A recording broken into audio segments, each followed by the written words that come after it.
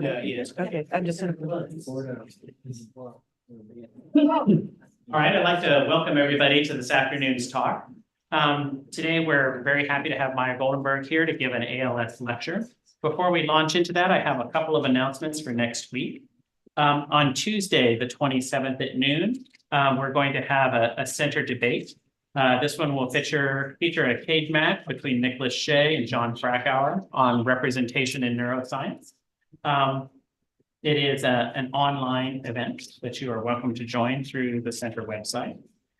There's also a lunchtime talk on Friday, March 1, by Arnon Levy, who was here.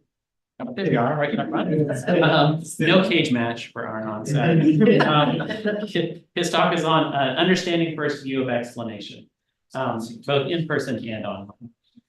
Today's speaker is Maya Goldenberg. She's an associate professor in the philosophy department at the University of Guelph. She earned her bachelor's degree at the University of Toronto and then a PhD at Michigan State University. Her specialty is philosophy of medicine, philosophy of science. Most notably, she wrote a great book called Vaccine Hesitancy, Public Trust, Expertise, and the War on Science, published, of course, by the University of Pittsburgh Press, as all great books are. And today, we're looking forward to hearing more sort of in this vein, but a little bit slightly different about public science communication in the infodemic. So, Maya?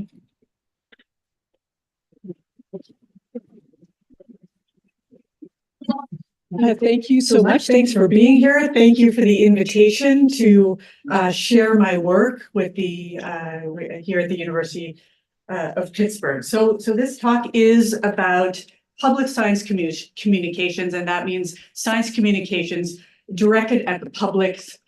There are many aims of science communications, but the aim of public science communications is usually to improve public understanding of science and also to promote public engagement with science. So I'm going to be talking about two approaches to science communications today. One, myth busting, the other is meaning making, as well as the cultural narratives that underlie and justify these two approaches. I'm going to suggest in the end that meaning making is a preferred approach to science communications.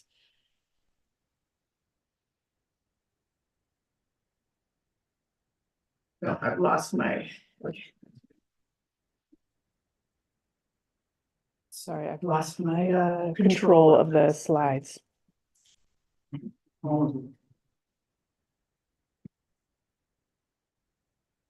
These work on the keyboard? Nothing's working, no.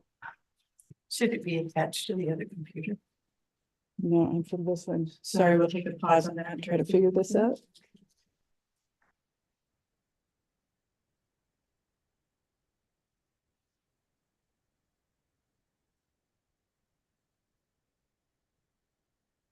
You just need to click on the presentation, the clicker will recognize it. Okay, that's it. And see it, try it. Yeah, that's it. Okay, we're back. Here is the general outline of my talk. I'm first going to situate us in the infodemic. The infodemic, you've heard that term before. It captures current thinking about the communications landscape, the challenging communications landscape that we're in. The infodemic is part of a broader cultural narrative of information disarray. I'm calling it the disinformation order. I didn't make up that term, but I will describe it. And that narrative of information disarray, of the disinformation order, justifies a very popular approach to science communications to the public called myth busting. I'm going to be challenging both that narrative and myth busting as an effective approach to science communications and suggest an alternative cultural narrative that I give it a very wordy name, the public's demand for participation in meaning making, and I will unpack that and make sense of it. And that cultural narrative lends itself to an approach or a strategy to science communications that we can call meaning making. Okay, so beginning with the infodemic, I'm sure you've heard this term before.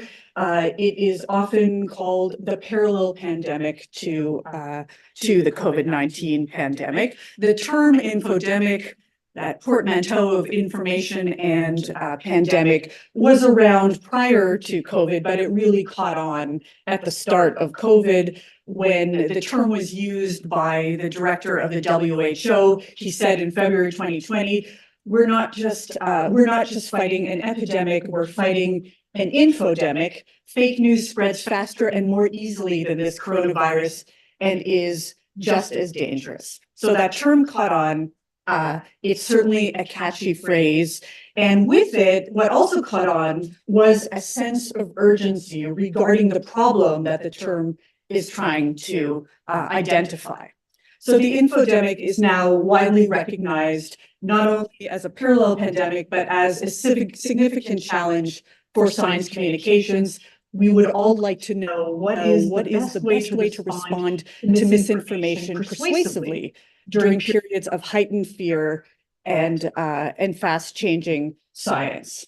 So I've already mentioned that the urgency of the infodemic, or the sense of urgency that attaches to that term, is because it fits into a broad cultural narrative, a narrative of mis and disinformation that has been called, at least by some theorists, the disinformation order. So I'm going to recount that narrative for you. It should sound very familiar because I'm sure you've heard it many times. I'm going to describe it and then I'm going to problematize it. So the narrative usually begins with the state of public trust now versus what it was like before COVID.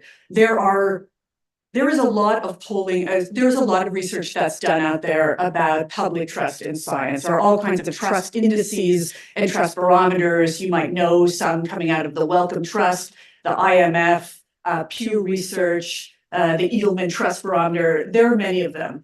And all of them were working hard, gauging trust in science, and they converge on a couple of shared points relevant to the US, but other countries as well.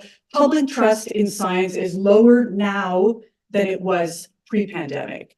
Another shared finding is that trust and distrust in science are politically polarized. We see more trust in science among the progressive left, more distrust in science among the conservative right. And it's not just trust in science. It seems that we've got across the board lower trust, lower trust in influential business sectors like media and big tech, lower trust in government, low trust in public health measures, and even lower trust in each other. And of course, everyone would like to know why. Why is there lower trust? And the most commonly given answer is misinformation. So the term, the disinformation order, that phrase was coined by a couple of political communications researchers, Lance Bennett and Stephen Livingston, in the paper that you see on your screen here. And they coined this, they used this term to describe the breakdown of multiple knowledge, information, and communication systems. And what they see it as, they think that all these breakdowns total a new social and political order that they called the disinformation order. I'm just going to quote from their 2018 paper.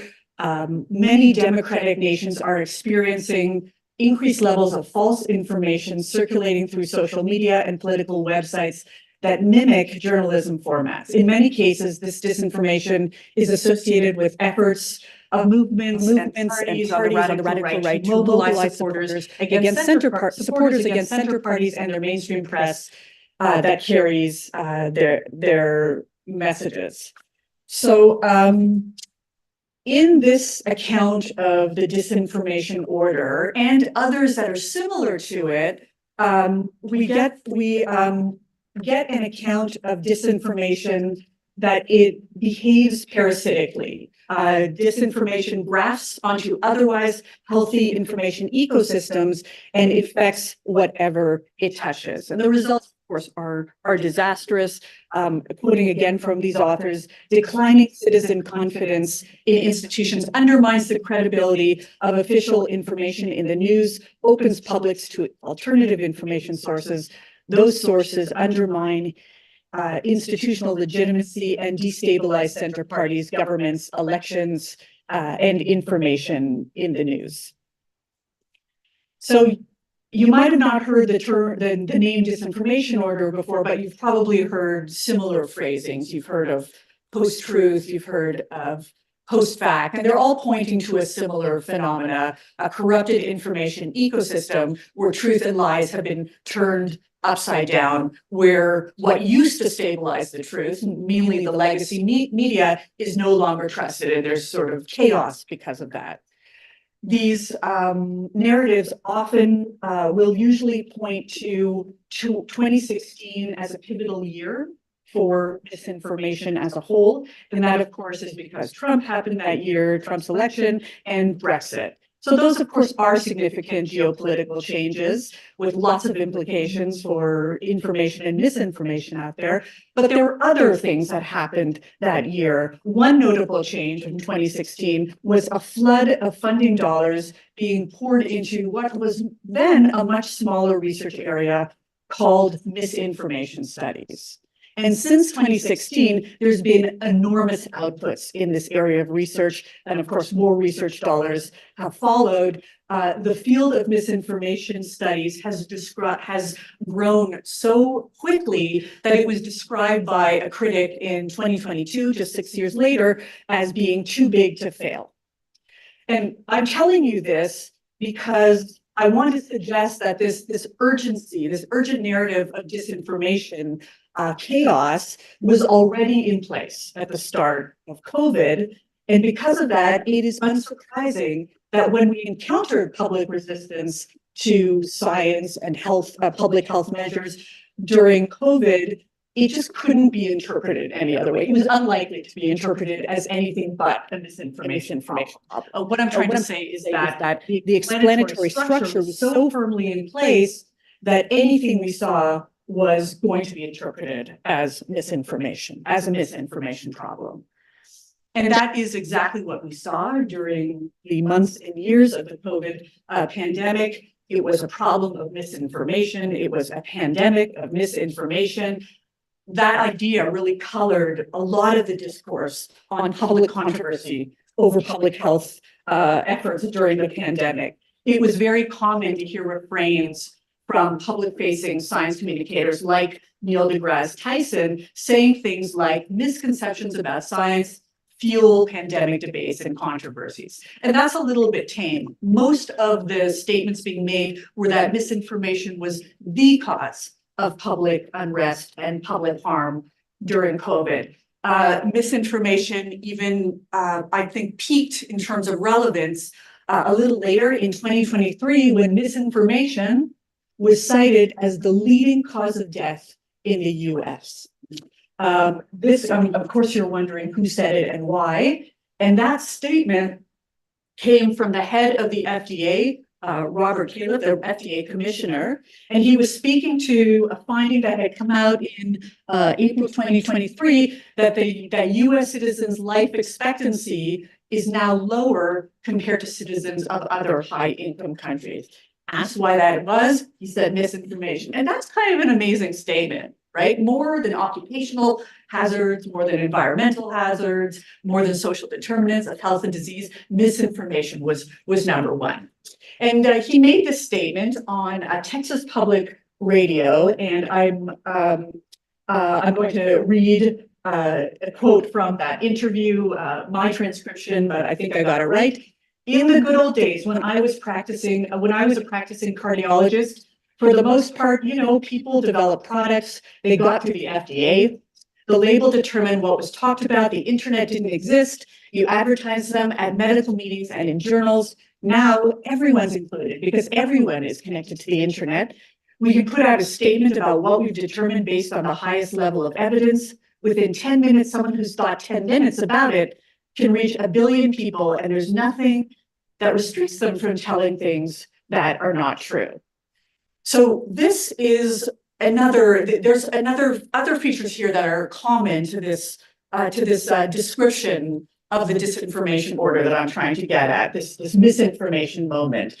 It is this insistence that this is a relatively new phenomena, that things used to be different.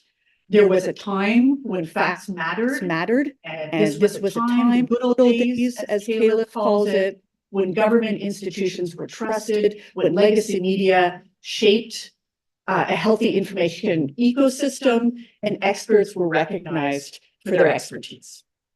So with that history in place, and with the sense of what's been lost, trust in institutions, the media, experts, the desired future then is to restore the primacy of science, truth, and facts. And these goals are captured in the myth-busting approach to science communications. Okay, so now we can talk about science communications. That was the narrative that justifies something like myth-busting as a way to communicate to the public. Okay, so this confidence in the misinformation narrative and its corrective, which is something akin to fact-checking, was evident in public health outreach during COVID.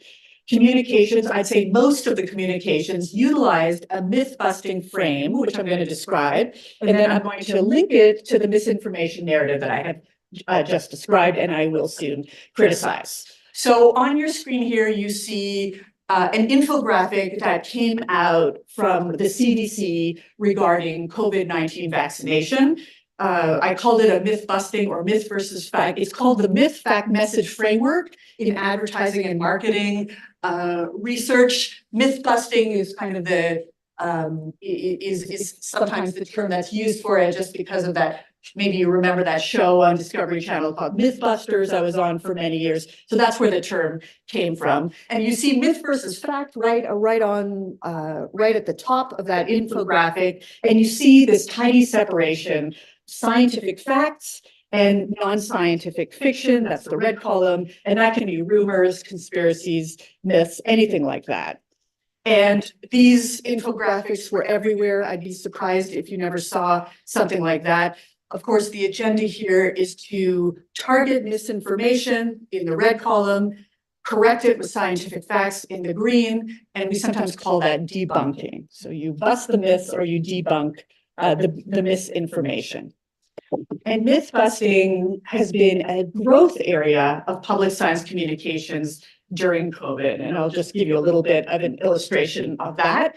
Here are just 4 of hundreds, maybe thousands of accounts that I found on Twitter during those long COVID years. And you can see these accounts have names like Virology Mythbusters, COVID-19 Mythbusters, COVID Fact Check UK, COVID-19 Vaccine Fact Check India. Here is WHO website. Their advice for the publics: use this myth fact framework. You see Mythbusters right here, and you can get all kinds of myth busting information. So you start with the lie and you give them the truth. That's the Mythbusters, and that's how they communicated all kinds of health advice to the public. This is from the Johns Hopkins Medical School website. They did a myth versus fact series featuring faculty experts addressing the myths with the facts. There were many of these myth versus facts articles published during COVID, and they all looked somewhat similar. It started with a myth in dark or font, followed by the fact, and usually some kind of debunking of the myth. I'm going to read you the tiny print. I know you can't see it. Just to give you a feel for it, it says, myth, the COVID-19 vaccine can affect women's fertility. Fact, the COVID-19 vaccine will not affect fertility. The truth is that COVID-19 vaccine encourages the body to create copies of the spike protein found on the coronavirus surface. This teaches the body's immune system to fight the virus that has the specific spike protein in it. And then it goes on to debunk the myth by explaining some confusion that arose on social media, misidentifying the spike protein in the coronavirus to be the same one as another spike protein that is involved with the growth and the attachment of the placenta during pregnancy. So with my little smattering of examples, I hope to make some general characteristics of this myth versus fact framework. So this form of science communications targets propositional claims. It grabs the fake the fake propositions and tries to replace it with some kind of truth. There are numerous dichotomies that are invoked here, not just the myth versus fact columns that you see here, but you've got, of course, facts versus falsehoods, but also a neat division between experts and public, and also the scientific sphere versus the public or political sphere. The popularity of the myth-fact frame also deserves some comment. Myth busting was so popular during the COVID period, and still, that you could find many templates, easy to use templates that you could fill in by yourself and make your own myth busting infographic. Now, as for why this practice was so popular, probably the best reason is that this approach seems to make sense. We know people go online looking for health information. They will likely encounter misinformation. So why not just get in there and get the right information put out in front of them? That seems to make sense. Another is that it is easy to do. It is something that you don't need a big PR budget for. You just need a little bit of time and a social media account. It seemed that a lot of well-intended people who were frustrated about, let's say, lockdown periods during COVID wanted to get online, help people, and share their information. There's also familiarity to this approach because it was used prior to COVID to address other types of vaccine hesitancy. I'll tell you, it never worked very well, but at least people saw it and said, yes, I've seen that before. So familiarity is there. Another big boon for this myth message frame is it seems to be bolstered by a lot of cognitive and behavioral psychology research into misinformation, especially research into belief acquisition and information processing. So this area of research, psychology of misinformation, does experimental interventions to see if they can minimize the uptake and impact of misinformation on people's beliefs, participants' beliefs and actions. And researchers have come up with a number of strategies that they think can be used in the public sphere, not tested yet. Things like debunking, that's a reactive intervention. What you do, someone comes across false information, you debunk the myth, you expose the lie, and they've also come up with preemptive interventions, kind of tell people what to expect from the lie, and then they'll know it when they see it. So we call it pre-bunking and even inoculation against misinformation. Okay, that's a cute term, but that's what they use. Now, popularity aside, there are actual significant problems with the myth-busting frame. First are the outcomes from that psychology of misinformation research that I just mentioned. The findings are really not impressive. At best, the studies seem to find short-lived attitudinal shifts. So they will, they'll ask a person, what do you think about fertility and COVID vaccines, for example? That's their prior beliefs. They'll do an intervention and then ask them again, do you think COVID vaccines cause infertility? And they might find this short-lived change where people become less committed to their prior belief that COVID causes infertility. But this does not last very long. It also that whatever attitudinal shifts that we do find, it doesn't seem to translate in behavioral changes. The behavioral change is measured by its sort of proxy, like your intention to vaccinate, and that doesn't seem to change, even when you're a little more informed about COVID vaccines. It might even make it worse. There is at least discussion about whether it creates a backfire effect, as in it makes people more insistent on vaccines being dangerous. So the backfire effect is when providing corrective information makes the receiver of the information dig in their heels and make them more committed to the view that COVID vaccines are dangerous. And why is this? Researchers hypothesize that it's probably motivated reasoning that kicks in once your prior belief that why you shouldn't vaccinate is shaken. Epistemic agents seem to move the goalpost and find other reasons not to vaccinate. I put a question mark beside it because I do want to clarify that the backfire effect as a phenomena is contested. Misinformation studies, biggest supporters say that this backfire effect has not been replicated in any studies. Well, of course, others insist that it has. But still, what we do have here are very meager outcomes in this area of research, at least the possibility of the backfire effect, and it does not seem to slow down this area of study. It doesn't stop researchers from trying and insisting that the next one is going to work. Second problem with the myth fact message frame, the second strike, it comes from science communication studies. The problem is that the underlying assumptions and values of myth busting are at odds with pretty much all of science communications research into public uptake of science. So there is a clear disconnect between the research and the practice in science communications, and I think that deserves comment. So there has been more than 30 years of science communications research disavowing the knowledge deficit model of science communications. So what is that? That is the idea that the reason the public resists science is due to some kind of knowledge gap. The public has some kind of deficit. The goal of science communications then is to fill that gap with the requisite knowledge. And the further assumption is that once that knowledge gap is filled, the public will be more likely to make decisions that are in line with the scientific consensus on any given topic. And where did I get that number? More than 30 years. This is the flagship journal for public science communications. It's called Public Understanding of Science. The first issue came out in 1992. I went back and looked at the first issue, and you will find journal articles saying from that 1992 issue saying we need to stop with the knowledge deficit model already. We need to find something better for public science communications. I'll say before I say anything about those models, I would like to say something about how the knowledge deficit and the model of public science communications fit together. So this image on your screen here is a visual representation of the deficit model.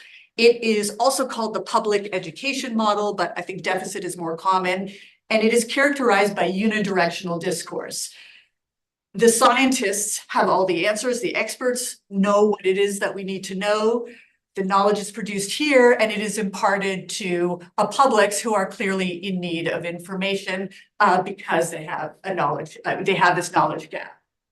And you can see, I think, this distinction, the differentiation between the experts and the non-experts is reproduced here in these columns found in the myth versus fact, reproduced visually, but also conceptually. The expert knowledge is here, public understanding and knowledge is here. Only one of them is worth knowing and worth taking seriously. The other one really needs to be changed. Okay, so what's been proposed instead? So this I think in some ways encapsulates the 30 years of public science communications. You see the deficit model on top. Below are two models. One is called the public debate model, and one is the co-production of knowledge model. And they are trying to move away from that one-way discourse where the experts know everything and the publics know nothing. And you see, at least you're starting to see a little bit of feedback from the publics in this model, and a little more, in fact, something more like collaboration between science and the publics in this co-production model. I'll say a little bit more about that. This is, of course, alternatives to the public education model. I wanted to zoom in just so you could see it better. I'm not going to go into all the details, but you see it is clearly presented as an alternative, a correction to the public education or deficit model, and they are proposing a very different relationship between science and the public. These types of models are called public engagement models because we actually talk with the publics and hear what they have to say. That's different. And what's really, what it starts with is this bidirectional discourse between experts and the publics.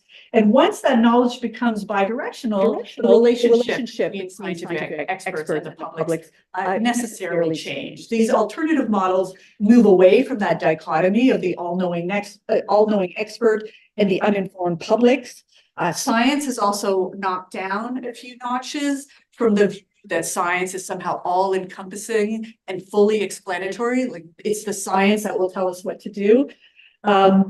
Public knowledge, sometimes called lay knowledge or even lay expertise in the sociology literature, is elevated. It is actually recognized as valuable and informative to science policy and policy-driven science. Not to say that the publics are equivalent to scientific experts, but they have something valuable to contribute to this discussion.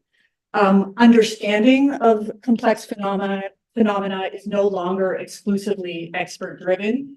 Instead, engaging with the public is epistemically fruitful. So the kinds of science communication activities that suit this model are not going to be infographics. Instead, it's going to be more two-way. Things like public deliberation models that are used for science policy issues. You've maybe heard the term mini publics or citizen juries, where you gather people together and talk about new technologies or about science policy. Any sort of deliberative democracy exercise in the realm of as a form of science communications is kind of what you're looking for here. Another thing that's different about these alternative models is that they question whether it is the job of science communicators to make the public dutifully accept what the scientists tell them. Most of the researchers in this field think that public science communications should involve engaging with imperfect science in the real world and calling it that. Don't teach the mythology of all-knowing or truth-seeking science, and instead be honest about science's messiness, be critical of scientific elites when that is warranted, and of course, struggle to democratize science. Okay, so now I want to come back to cultural narratives. So far, I've introduced to you a narrative, the narrative of the disinformation order. Myth-busting is then presented as the communications practice that best solves the problem that misinformation that the misinformation narrative identifies. And that narrative and an alternative narrative that I'm about to present are all responses to the pressing question, why do people resist science? And that, of course, is a well-traversed area of scholarship. You find lots of work on it in STS, in communications, psychology, neuroscience, and a fair bit now in philosophy of science as well. Misinformation, I've already mentioned, is the most popular answer, but I think there are better ones. So I dove into this question myself, specifically when I was working on vaccine hesitancy. And of course, the dominant answer to that question, why do people vaccinate about vaccines, was scientific illiteracy, the public scientific illiteracy. That was some years ago. We've shifted the language to misinformation now, but we are talking about the same knowledge deficit there. The problem is with the publics don't understand. And of course, if they understood, things would be different. So it didn't, I just said it didn't take me very long to reject that explanation. And I think to get a more thorough answer to the question, you need a better understanding of the cultural meanings and significance that are tied to health technologies like vaccines. So I'm going to draw from some of my own work here to make this point. So vaccines should be understood, at least in part, by their outsized symbolism. They elicit feelings of hope and scientific marvel, but they also generate feelings of fear and resistance. Vaccines invite an ethos of community and solidarity, as well as concerns about political repression and medical tyranny. So this is all to say that these little technologies, these vaccines, are sufficiently infused with meaning that hesitancy about vaccines cannot and should not be reduced to a single cause explanation, something like misinformation. It's just more complicated than that. And I even took a shot at answering, what it's all about here. I'm quoting from myself here. I wrote, vaccine debates are about much more than vaccines. Instead capturing a cluster of temporally, geographically, and historically specific concerns. In liberal democratic societies, those concerns include how technology shapes our lives, who decides and regulates technological intrusions on our lives, knowledge and power, science for the people or science for corporate interests, government overreach, individual liberty, globalization, multiculturalism, pluralism, community cohesion, health disparities, income inequality, and many other issues. And I could have elaborated on those issues. So if this quote is right, then it shouldn't be surprising that the myth-fact framework doesn't really work, because that frame silences all of these considerations, preferring instead a singular attribution to misinformation as the problem and facts as the solution. So I'd like to say some critical things about misinformation studies. There are criticisms of this area of research already in circulation. I'm going to share some of the criticisms that have come out, and then I'm going to add a new one. So first is, I already mentioned how misinformation studies really grew quickly, lots of interest, lots of funding, and it's been criticized for that very fast pace and furious funding. It seems to have shaped a haphazard discourse. Among the things that you see are an overuse of very unthoughtful jargon, things like post-truth, post-fact society, truth decay, information warfare. There's a lot of them. Now, these terms do some things well. They are good at impressing the urgency of the misinformation problem, and hence the need for more funding. But they also taint the discourse. They seep into every element of the ensuing discussion. How we tell the story of online disinformation informs the arguments, it frames the research, and of course, it shapes the responses. So I'm going to focus, just to illustrate this, I'm going to focus on my least favorite trope, which is post-truth. And the very term post-truth, it suggests that there was a past where truth reigned. The data to support this idea that we live in uniquely misinformed times is really quite sketchy. It's nothing new to have well-funded campaigns of disinformation. We used to call that propaganda. And just to complicate things, they sometimes came from democratic government leadership, rather than fringe groups or foreign interference. They were also supported by the legacy media, for example, during war times. Now, as for the legacy media's role in stabilizing truth, once again, the historical record doesn't concur. You only need to look to mass communication studies to see very routine challenges of problematic narratives advanced by the media conglomerates. Just to give an example, the American broadsheets and broadcast networks, the legacy press, American legacy press, have long been criticized for enabling white supremacy in the country by misconstruing the prevalence of Black violence and crime compared to white violence and crime, and for constructing the trope of the welfare queen. The Black press, of course, presents alternative perspectives to white dominant media. They cover stories that are ignored by the white dominant press, and they counter racist depictions. So if anything, I'd like us to pause and not wax nostalgic for the pre-social media informational ecosystem, the good old days, as the head of the FDA called them. Now, some of these critics of misinformation studies make this demand. They demand that any study of mis and disinformation needs to put considerations of power to the forefront. They say this is a politics of knowledge. So whose interests do misinformation and its corrective, which is fact-checking, serve? Who gets the epistemic privilege of knowing the truth? And I can endorse that corrective. So I agree with all these criticisms. I won't add any more to those, but what I will do is add one more criticism. I've come to think of misinformation studies as as a hammer that treats everything as a nail. So you've heard that old adage, if you all you have is a hammer, then everything looks like a nail. Well, I think everything looks like a nail right now.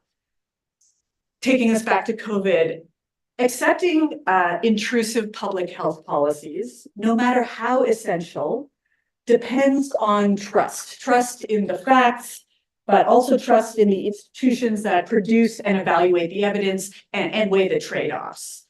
The contentious policies during COVID were those ones that impacted freedom of movement. So vaccinations or masks as entry requirements, school closures, business closures. And of course, these policies were justified by a set of priorities. They served to restrict disease transmission and thereby avoid illness and death, or at least keep healthcare facilities functional.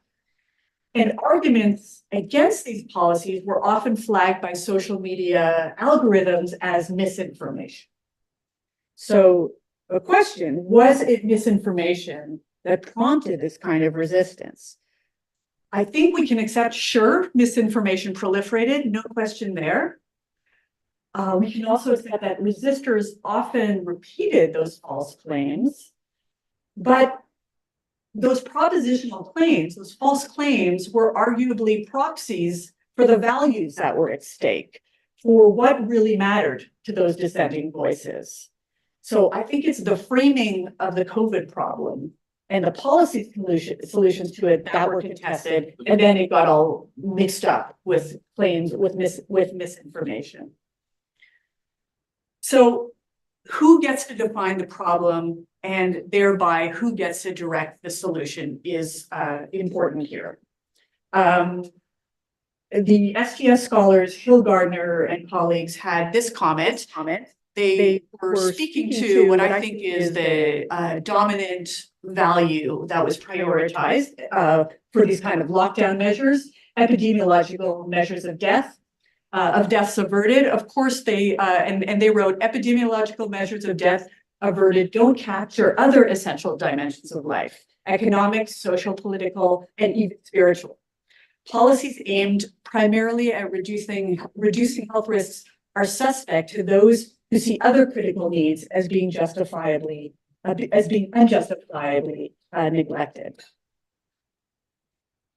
So this is all to say that there are different sets of priorities, different concerns that could define the COVID problem very differently, but certain priorities were privileged, and maybe they were the right ones. Those values, where we get into trouble is that those values that were prioritized were called scientific, were said to be grounded in science, while alternative voices were called unscientific. So as I see it, that misinformation hammer seemed to beat down alternative framings and priorities that did not come from the highest levels of government and scientific advisory boards. The alternative voices were cast as misinformed. I'll add that this confident insistence on what are the facts and what are the myths, which of course you have to be confident about when you're doing myth versus fact framing, that rarely matched the science. The science was emerging, it was uncertain given the novelty of everything. Because of that, we know that there was at least some scientific suppression of discordant views, of vaccine injuries, of the origins of the virus, and that the presence of that phenomena further troubles the epistemic weight that is given to the facts. So this overstated stability of the facts seems to silence the public. And that expert versus public dichotomy is mirrored in the fact-myths discourse. And that should give us pause. I think separating fact from fiction seems reasonable and even necessary, but that corollary of only the political and scientific elites being recognized as sources of reliable information does not sit as comfortably. It also doesn't make for good communications if you don't know who your audience is. When people seek health information online or elsewhere, they come to the task with prior knowledge and experiences and concerns about their health. And this myth versus fact and didactic model of teacher imparting knowledge on a slack-jaw pupil, which we see in the deficit model, we see that in myth-busting communications. It doesn't capture the public's, their experiences. It doesn't capture who you are talking to. So I've made these claims just to conclude that the disinformation order does not explain public resistance to science, and I think it should be rejected as the cultural narrative to explain the problem and then justify the communications solution. So what I've been doing is advancing a new narrative. When I ask who frames the problem, I'm giving an alternative narrative to the disinformation order. And my focus has been on what I understand to be the public's insistent demand for participation in meaning making. And me saying this is not meant to be an apology for the violence, any irrational claims, the presence of persuasive disinformants, the chaos that many of us experience because of this push. It is, however, a shift of attention, calling attention to this demand for public participation. And if you think that public demand for participation hasn't gone well, then a good communication strategy might be needed to work that out. Okay, and now I'm now going to present the alternative communications model, which is communications as meaning making. It is an approach to science communications that I think fits better with the more complicated narrative of public resistance to science that I have introduced. So as a research area, this area of communications investigates the various meanings that diverse stakeholders bring to any issue. And as a practice aimed at the public, it seeks to collectively invoke new shared meanings. And I was going to have to talk about John Dewey eventually, so here I am talking about John Dewey. John Dewey's work has been, later work, has been characterized by James Carey, who is a communications researcher. He says, Dewey captured communications to fall into two types. One is a transmission view, which focuses on knowledge, dissemination, and persuasion. And the other is a ritual view, which is a negotiation of shared beliefs and meanings.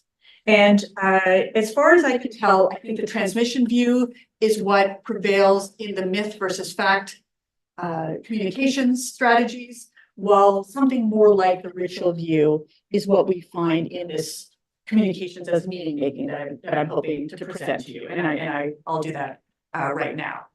So sticking with Dewey, like others in the pragmatist tradition, committed to an ontology where understanding the world is not unearthing its fundamental truths, but it's more about experiencing events and interpreting events. Communications therefore become central because communications are the access point to understanding. Understanding is negotiated collaboratively by actors or stakeholders in a culture or in a society.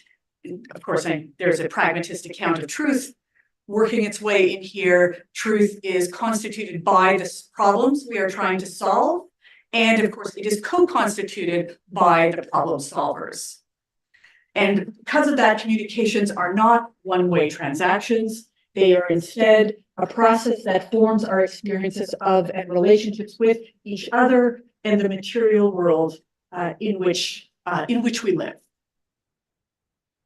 Okay, so I made this. I just want to make a little bit of distinctions between myth busting and meaning making. Get a sense of meaning making by differentiating it from myth busting. So what are we doing here as a communications theory? It is something more akin to the ritual view. Meaning making is working to create shared understanding, to create a world that we can live within, rather than focusing on knowledge dissemination. The publics are differently characterized. They can be diverse, first of all, and they come in with relevant experiences and expertise. The publics are said to possess relevant knowledge and values, not scientific expertise, but relevant knowledge to the problems that we are trying to solve. Understanding is not uniquely expert-driven, but co-constituted by all the stakeholders. And science, of course, is a little bit different. It is messy, it is fallible, it is contested, it is value-laden. Okay, now I need to bring in a little bit of framing theory because I keep talking about frames. I asked who gets to frame COVID and tie that into to meaning making. So I have characterized vaccines as artifacts. That is, those are objects with symbolic value.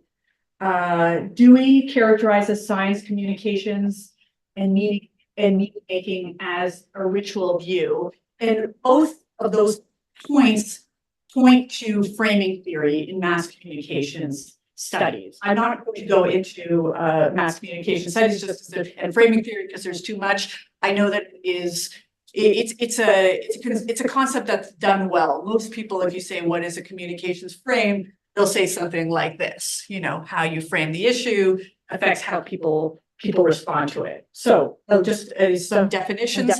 Frames are interpretive stories that communicate what is at stake in a societal debate and why things matter. Frames create meanings by directing our attention in some ways and away from others, thereby creating meaning. They create a direct and constrained possible understandings of things and responses to the message. Frames are also an unavoidable part of science communications. And I'll give some examples of the unavoidability of framing in science communication. It's unavoidable in any form of communication, but we're focused on science communications here. So this is an example, a couple of examples just from some of the literature.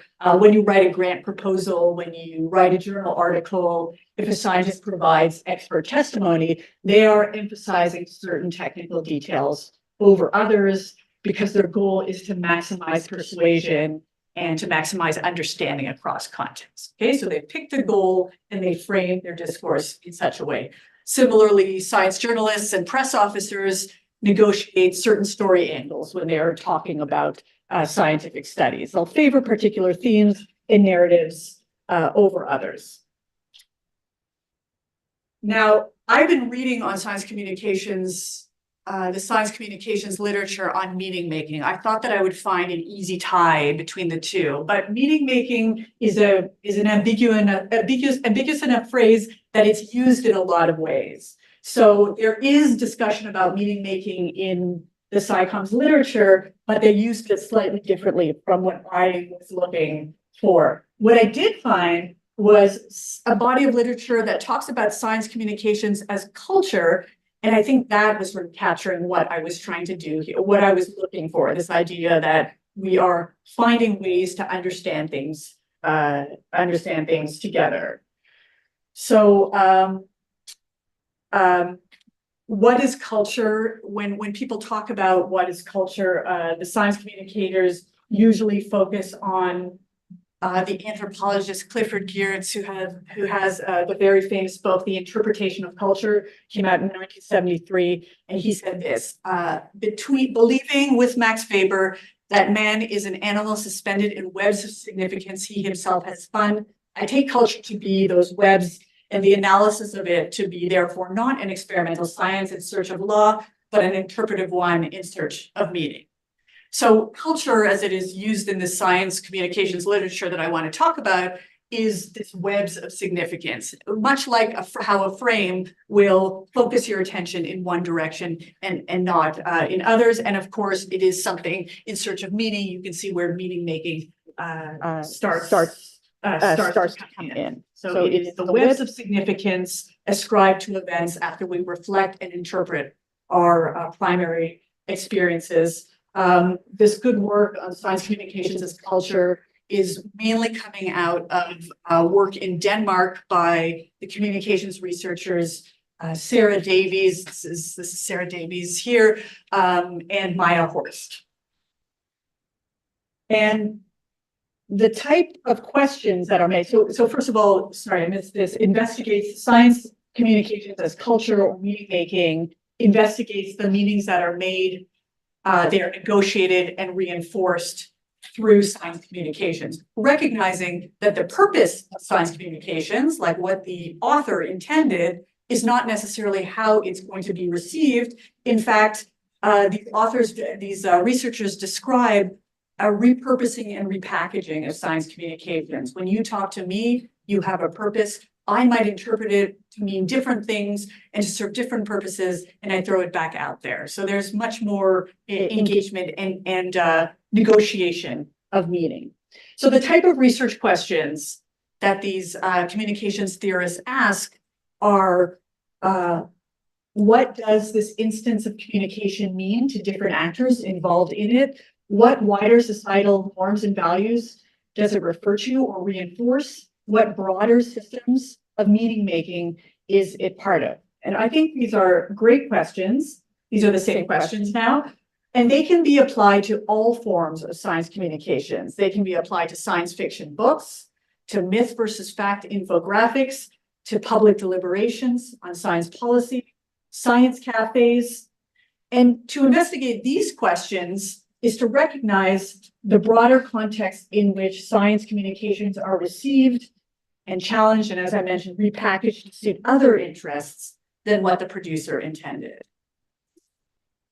So I've already mentioned the work of Sarah Davies. This paper that you see imaged here, Sarah Davies and colleagues, is called Science Stories as Culture. And in this article, the researchers examined all kinds of science stories, so all types of science fiction, as cultural artifacts. They explained that fictional narratives can communicate all the significant elements in science, including not just the factual stuff, but also the political, economic, and social uses of science. And that's important because there has been research showing that these cultural meanings of science, by which I mean the political, the economic, the social, and not the scientific knowledge itself, is probably the most significant contributor to public attitudes towards science. It's what the publics actually care about when they get concerned about science. So the authors explain that fictional stories can significantly influence public attitudes towards science by cultivating or reinforcing certain cultural meanings of science. And because of that, the use of fiction for science communication is valuable because it contextualizes science's implications for society. Things like its value as a human activity, the consequences of its use or misuse, and its ideological status. And that's what people want to know. The meaning making arises largely because artifacts are not studied in isolation, because all the experiences of stakeholders are considered. And when you look at scientific artifacts that way, you begin to see the cultural matrix in which science necessarily functions. And you also don't miss other elements of culture that are equally part of that matrix. So it goes broad. Okay, so meaning making, the hope is that we can create shared understanding, not agreement, but shared understanding. If it's done well, if we can create shared understanding, the hope is that we would see less polarized public responses to science policy than we see right now. This is, as you can see, this is taken from a climate change policy. We love science on one side. This is COVID on the other side. But what you see, the distinction here is science yes and science no. And neither of those are very helpful ways to think about how science operates in our society. In this context, thinking about science as meaning making would allow for science to be properly studied, conducted, and contested regarding policy, rather than serving as a proxy for a set of political commitments, which I think is what we're seeing now. Of course, science denial points to a set of political commitments that you might find objectionable, but We Heart Science points to a different set of political commitments that not everyone agrees with. We Love Science doesn't capture what we actually need to do for effective climate response. I don't think it's much more helpful than science denial. Instead, we need some new language and we need new ideas to elicit new meanings and shared understandings. So prioritizing public engagement of this sort, attending to alternative frames and meanings, shaping science communications and its uptake by diverse publics invites different purposes for science communications and new measures for success. I think we'd have much less of the before and after surveys asking you, okay, how strongly do you believe that anthropogenic climate change is real before the intervention, and how much do you believe it after it? And instead, we're looking for something more long-term in terms of the meanings people ascribe to science, the understanding of how it shapes our lives and our well-being. It's more about public science, enculturation, and of course, trust. Okay, so I'm going to wrap this up, just make a few summary comments. I started with the infodemic. I was calling attention to the informational problems in our decision-making context. I didn't question that that we have a misinformation problem. However, I didn't think that captured the entirety of the problem. Instead, the decisions that we are having trouble making exceeds what science can provide for us here. The disinformation order does not capture public resistance to science either. And because of that, I don't think myth busting will ever be an effective communications strategy. Instead, a meaning-making approach attends to cultural narratives and the significance that we place upon scientific artifacts. And although there's no straight line to how we do this, the hope is that we can undermine the polarized discourse and of misinformation and its ties to power and put science on some sort of better setting to actually help us with the problems we need to solve. Thank you very much.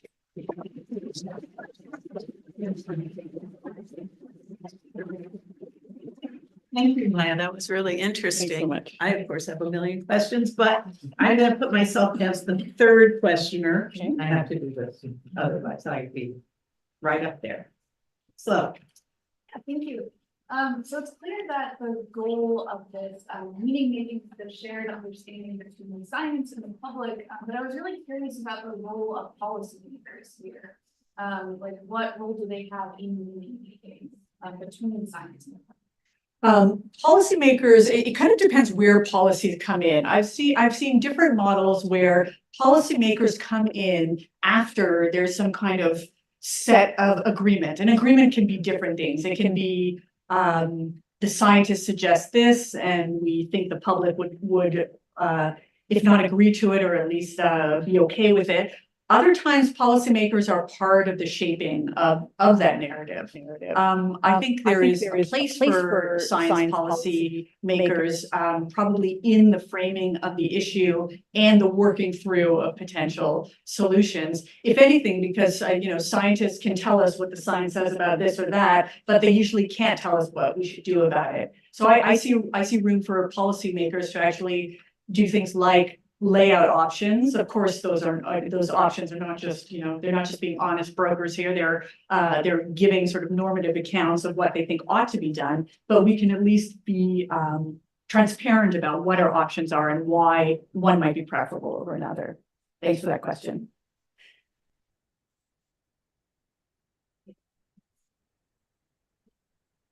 Thank you. That was really interesting. I have two kind of questions. I think they're pretty intertwined.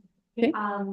It's about kind of the context of where this meaning-making science communication strategy would work in practice. The first one was about the context of the COVID-19 pandemic as a whole. At least in my experience and the experience of a lot of people, is that it was kind of characterized by chaos and the sense of urgency. And so my sort of reflex kind of justification for using some kind of myth busting strategy is that, well, it's just like you can just put it out there. You don't have to have some kind of consultation back and forth. Right. And so I was wondering what the sort of context of like urgency of the pandemic has to do with the meaning-making communication strategy. And the other one was about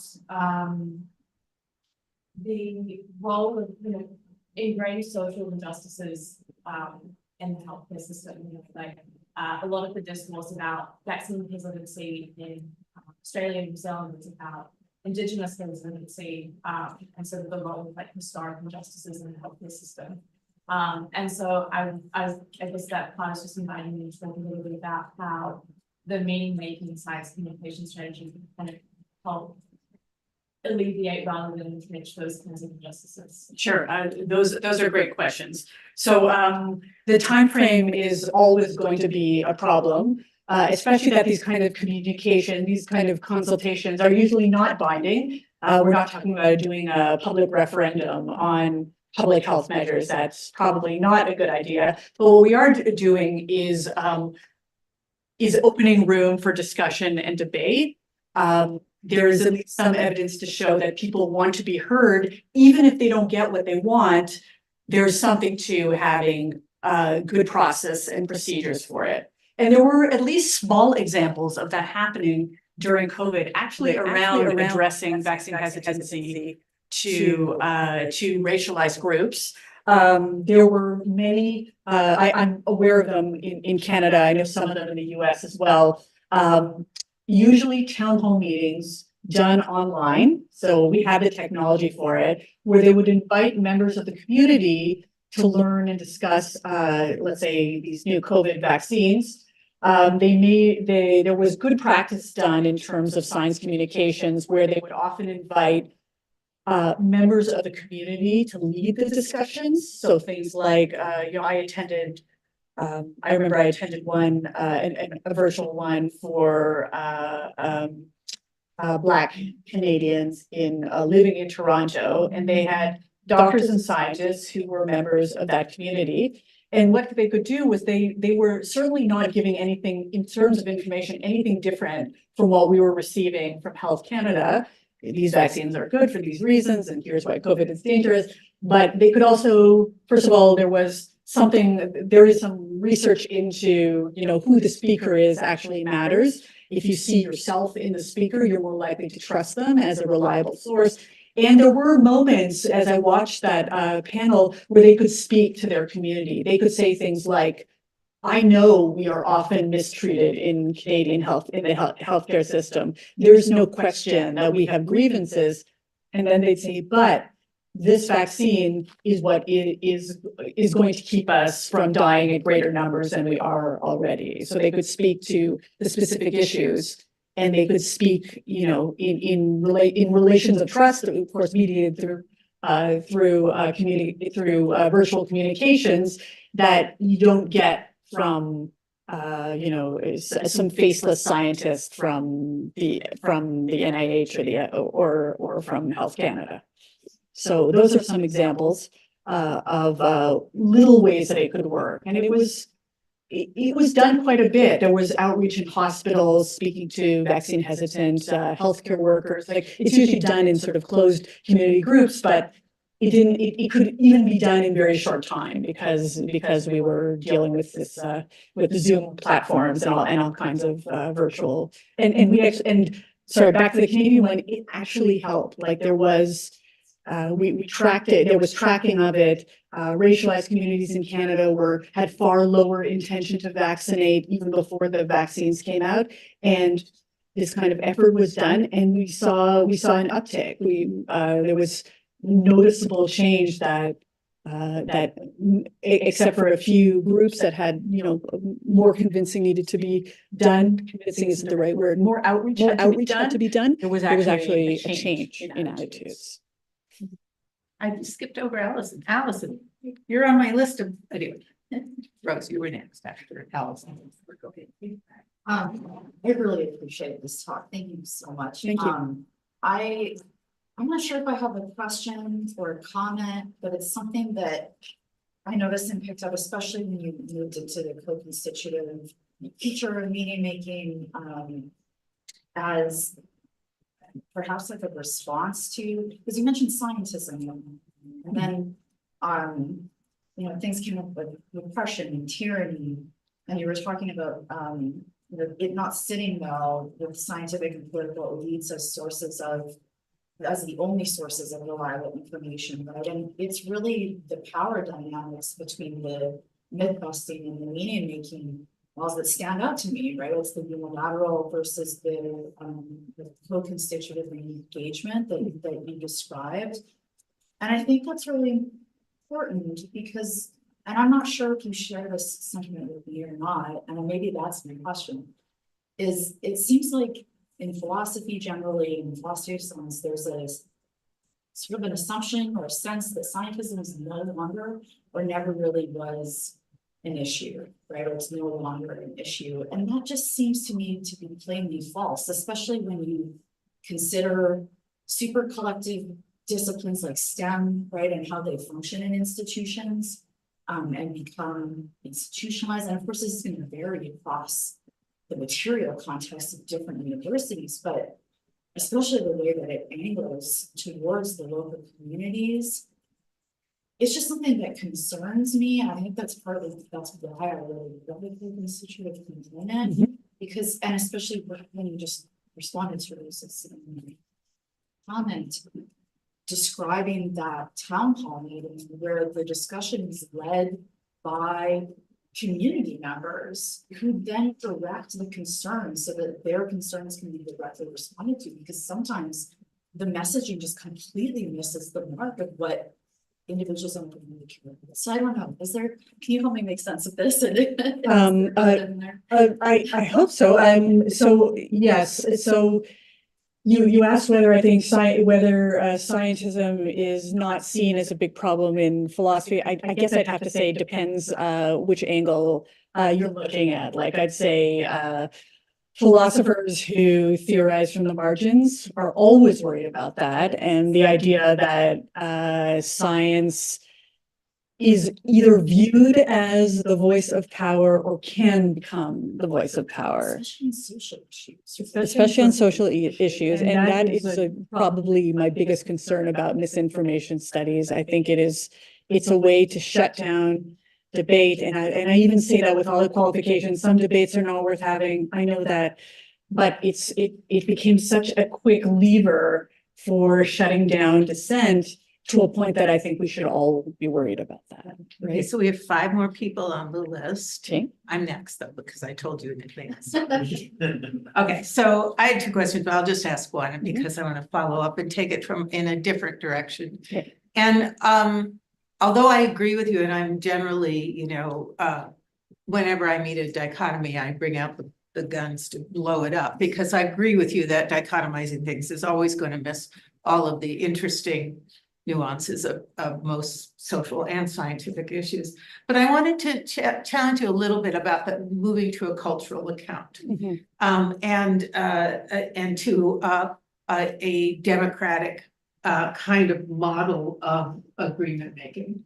And I'm wondering whether it may be that with respect to what is scientifically good for you, of course, involves values about what you care about. But I'm wondering whether it invites a false equivalence here about the it's not just we vote on whether or not the vaccine is good for us, right? So I'm just curious about when you start empowering other agents in the engagement and these kind of democratic engagements around practice and around science, how do you avoid the kind of false equivalence of empowering every voice is equal when science has a special role to play in these kinds of discourse? Right. That's a good concern. I think it's a concern that consistently comes up on any discussion about sort of democratizing any kind of expert knowledge. So we can all point to all kinds of examples where the scientists should have listened to the people, and because they didn't, things went poorly. On the other hand, the people or the publics are not scientific experts, and that always needs to be recognized. So doing a vote on whether COVID vaccines are safe doesn't make sense at all. What it does make sense to do is to try to tease out what is the relevant concerns here, and importantly, disenfranchised groups especially are never asked, what are your concerns? And instead, any kind of resistance that they have will be misconstrued, will be called misinformation, will be characterized as somehow either ridiculous or impossible. I'd like to start with a more open position where we at least hear what people have to say. It doesn't mean that everyone gets what they want. We can't have everyone get what they want, but we can at least, create some kind of discussion context where you've had your say and we try to operationalize what we can, but we also explain when we can't. Yeah. It's not easy, believe me. I don't think this is, if I could come up with the infographic to do that, I would, but I don't think that's the kind of work. This is a more long-term goal. Okay, Arnon, you're next. Yeah, thanks. I really enjoyed this and I guess I basically buy the overall story. But I'm wondering about a particular element that you didn't sort of highlight this too much, but it's a question of like sort of whether science is value laden and the extent to which that is part of the story. I mean, you might have other reasons, independent reasons for thinking that, a lot of the science, especially in these areas, is very, very value laden.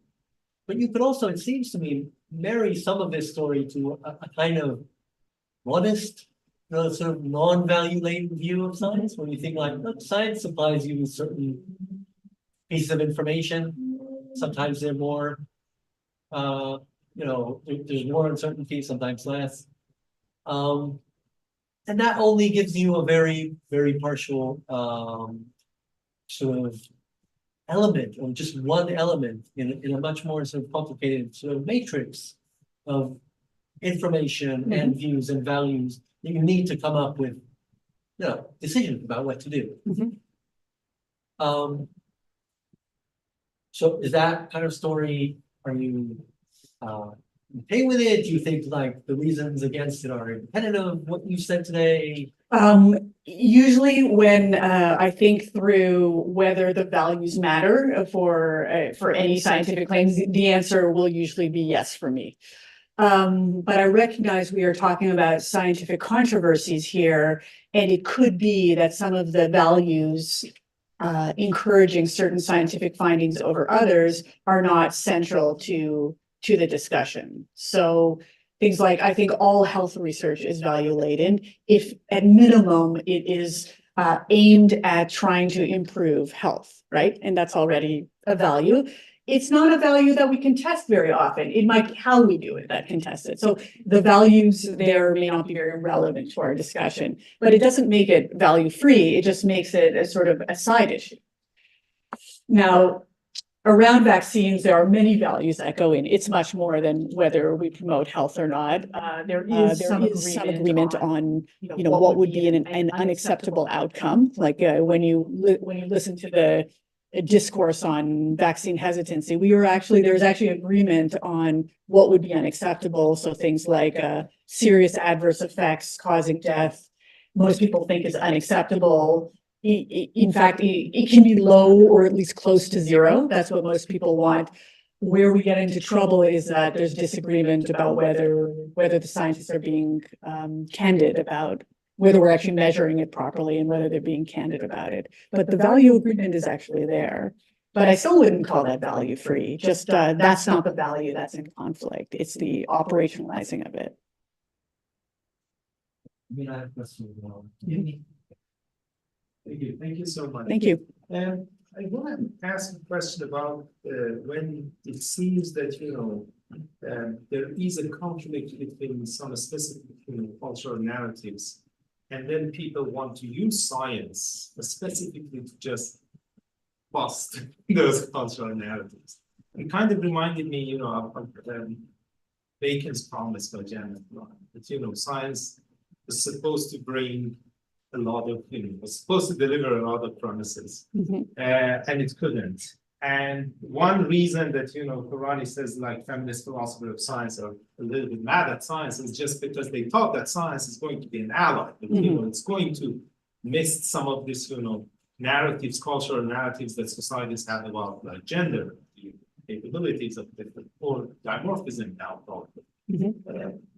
How can the meaning making approach actually be utilized when when at least some group of people are really thinking of science in terms of just busting those narratives that are supposed to be at the table. I think the meaning making might be necessary around sort of what we expect science to be able to do in terms of solving social problems. There seems to be a desire to get past political disagreements and moral disputes and make everything evidence-based, and that has never worked. It'll resolve some issues, but chances are it'll even introduce new ones. The science is not going to solve those kind of questions.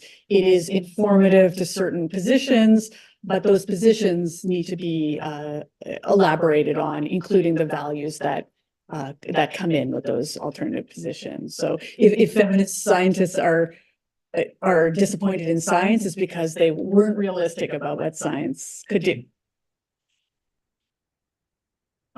Thanks. I really enjoyed that. You guys, I kind of just have like, I guess, very tough thing about just like how the stuff you're saying, like framing and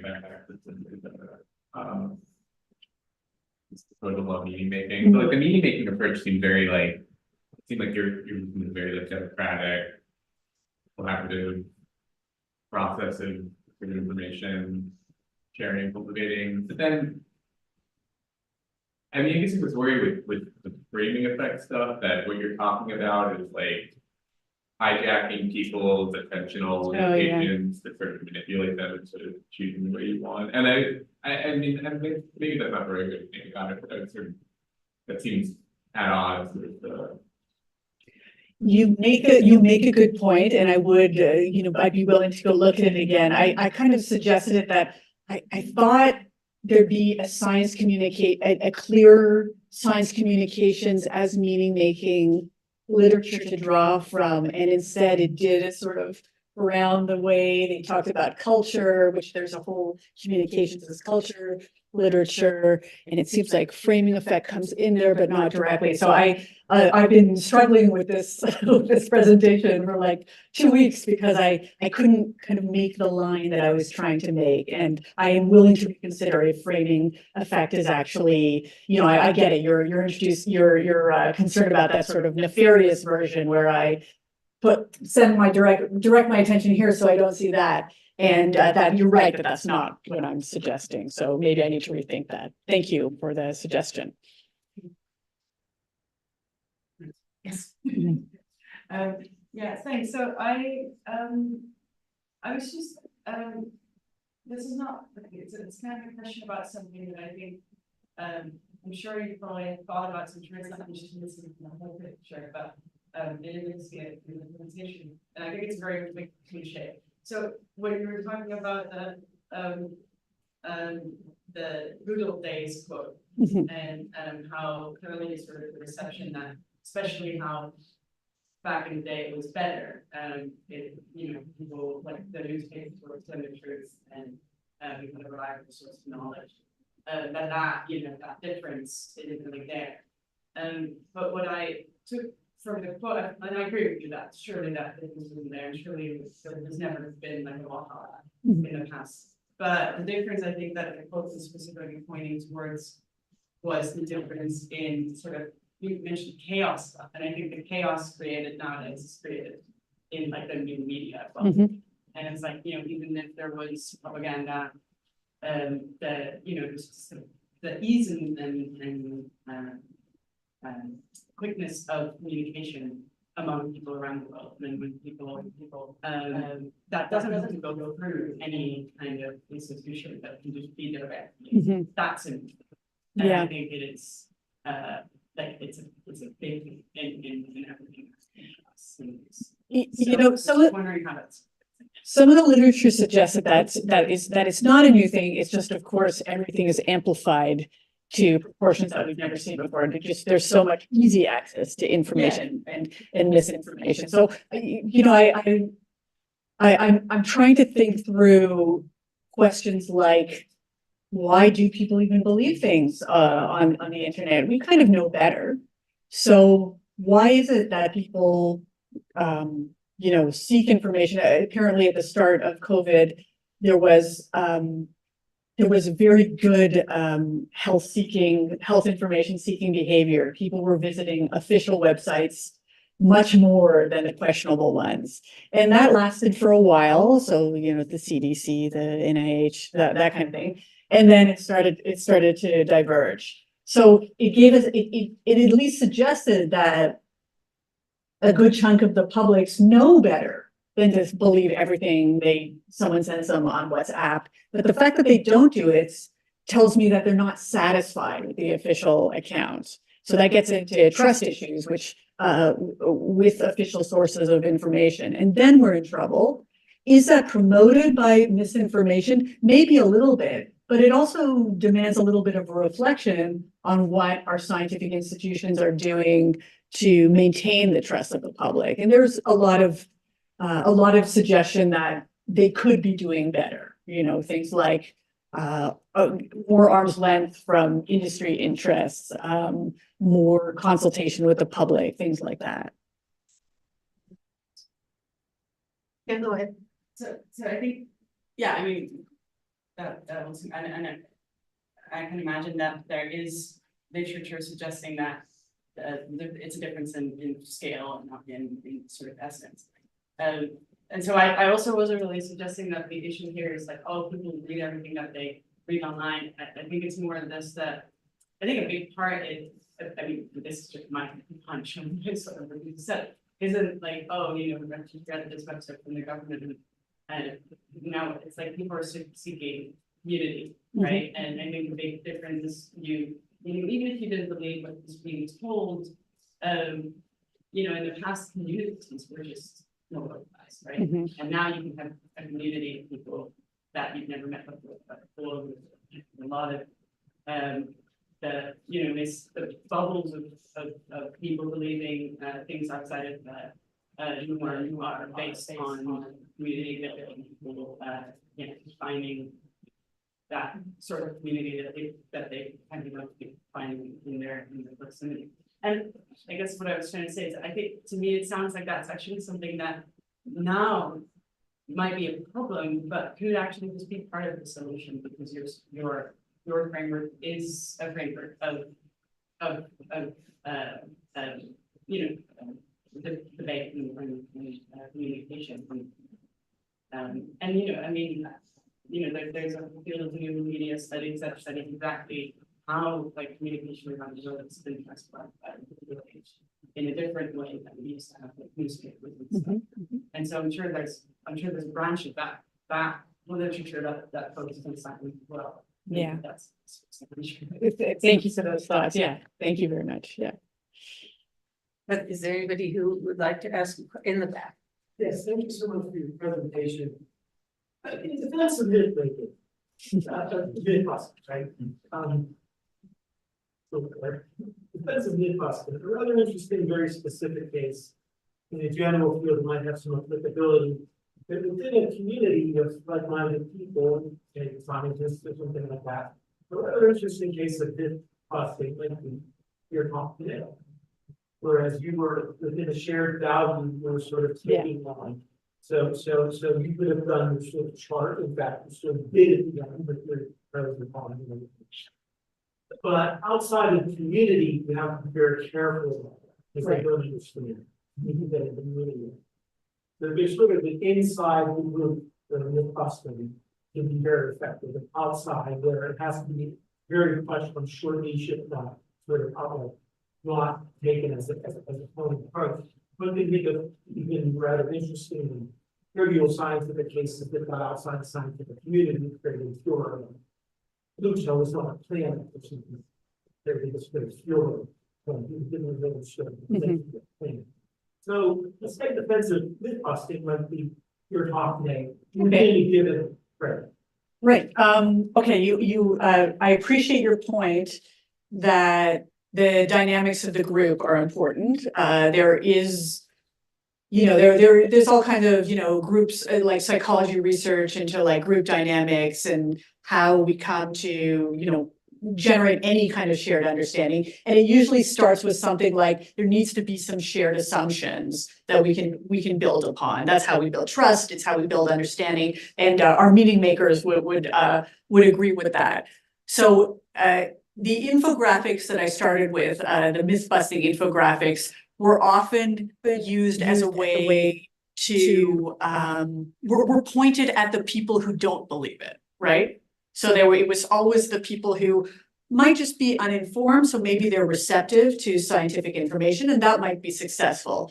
But there was often the belief that if you flooded the internet with these infographics, the people that didn't believe it would eventually come around to believing it. There's all kinds of research into it. They think it's just through frequent exposure, it's somehow going to work that way. And there's enough, and against that view, there's enough sociological research into resistance to all kinds of official claims. I'm of course familiar with the vaccine hesitancy research, which it doesn't matter how many times you say it, and it certainly doesn't matter if 97 out of 100 scientists apparently believe this.